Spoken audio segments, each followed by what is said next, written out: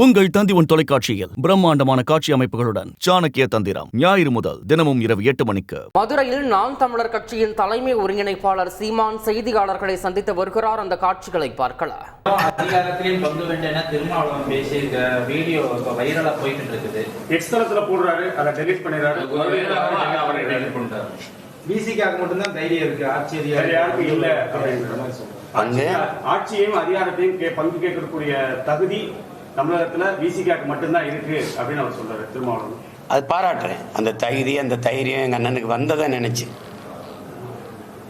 புதிதா எங்க அண்ணன் தேர்தலில் நிக்கல இல்ல தம்பி, கேள்வி கேட்டா அண்ணன் பதில் சொல்லும்போது நீங்க மறுபடியும் கேள்வி உங்ககிட்ட கேட்பேன். புதிதா தேர்தலில் நிக்கல இல்ல, எத்தனை தேர்தலில் நிக்கிறாரு ஐயா? மூப்பனார் காலத்துல ஐயா தான் கொண்டு தேர்தல் அரசியல் கொண்டு வந்தார். அவர் கட்சி தேர்தல் அரசியல்ல இல்ல, அது போராளி இயக்கமா தான் இருந்தது. அதுக்கப்புறம் எத்தனை தேர்தலை சந்திச்சிருக்கிறாரு? 21 தேர்தலில் இதே முழக்கத்தை முன் வச்சு எங்க அண்ணன் திமுகவோட கூட்டணிக்கு போயிருக்கலாம்ல. அப்ப ஏன் போகல? சரி, இப்பவாது அந்த நிலைப்பாட்டில் எங்க அண்ணன் உறுதியா இருக்கணும்னு நான் எங்க அண்ணனை வாழ்த்துறேன். மேலும் மது ஒழிப்பு அப்படின்னு சொல்லிட்டு வேற சொல்லிட்டு இருக்காரு. மது ஒழிக்கப்படணுங்கிறதுல யாருக்கும் மாற்று கருத்து இருக்காது. ஆனா இப்ப இதுல என்னன்னு கேட்டீங்கன்னா, இந்த கருத்தை ரொம்ப நாளா வச்சு போராடிக்கிட்டு இருக்கிறது எங்க ஐயா தான். ஐயா நான் யாரை சொல்றேன்னு உங்களுக்கு தெரியுதுல்ல, எங்க ஐயா தான். இப்ப எங்க அண்ணன் ஜனநாயக ஆற்றல்கள் இந்த மதுவுக்கு எதிரான எல்லாரும் ஒன்று சேருவோங்கிறாரு. அப்ப ஏன் எங்க ஐயாவை அழைக்கல, பாமகவை அழைக்கல, பிஜேபி அழைக்கல? அது அது மதவாதம்ங்கிறோம். இப்போ திமுக மதுவாதம் தானே. மதவாதத்துக்கு இணையான கொடுமை மதுவாதமும். அவன் சத்தம் போட்டு அடிச்சு கொள்வான், இவன் சத்தம் இல்லாமல் குடிக்க வச்சு கொள்வான். 2 பேரும் கொள்வான். உங்களுக்கு புரியுதுன்னு நினைக்கிறேன். அப்போ அதில் ஜனநாயக ஆற்றலையெல்லாம் ஒன்றிணைத்து எங்கள் அண்ணன் மதுவுக்கு எதிராக போராட வந்திருக்கிறதுல நான் பெருமைப்படுறேன், வாழ்த்துறேன். இந்த நிலைப்பாட்டில் எங்கள் அண்ணன் திருப்பி சமரசம் ஆகக்கூடாது.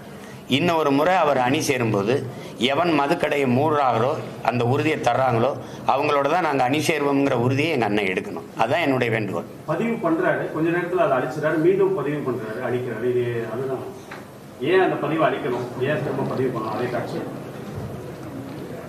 அது தெரியல, அது தெரியல. ஆனால் அந்த கருத்து ஏற்புடையது தானே, அதை நான் ஏற்கிறேன். அதை எங்கள் அண்ணனை அதில் ஆதரிக்கிறேன். அதிகாரத்துல பங்கு வேண்டும் யாருக்கு செய்தி சொல்றாரு? 26 தேர்தலில் அணியை கட்ட முயற்சிக்கிறவர்களுக்கு சொல்றாரு. அது திமுகவும் உள்ளடக்கித்தான் சொல்றாரு.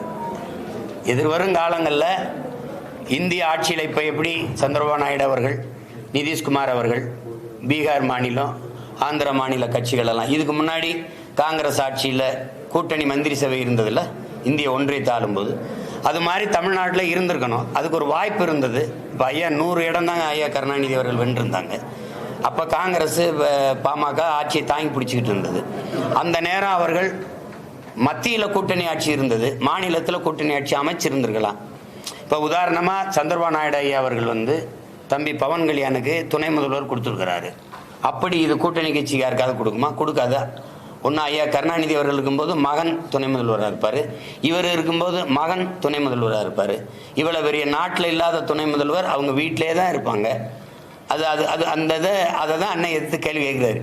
இனி வரும் காலங்கள்லையாவது இந்த நிலைப்பாட்டில் உறுதியாக இருக்கணும்னு நான் விரும்புகிறேன். அதை அண்ணன்ட்ட அதை வேண்டுறேன். நீங்கள் அதே நிலைப்பாட்டில் உறுதியாக இருங்க அண்ணான்னு சொல்கிறேன். மது ஒழிப்பு மாநாட்டுக்கு மதுரையில் நாம் தமிழர் கட்சியின் தலைமை ஒருங்கிணைப்பாளர் சீமான் செய்தியாளர்களை சந்தித்தார். அந்த காட்சிகளை பார்த்தோம். உங்கள் தந்தி தொலைக்காட்சியில் பிரம்மாண்டமான காட்சி அமைப்புகளுடன் சாணக்கிய தந்திரம் ஞாயிறு முதல் தினமும் இரவு 8 மணிக்கு.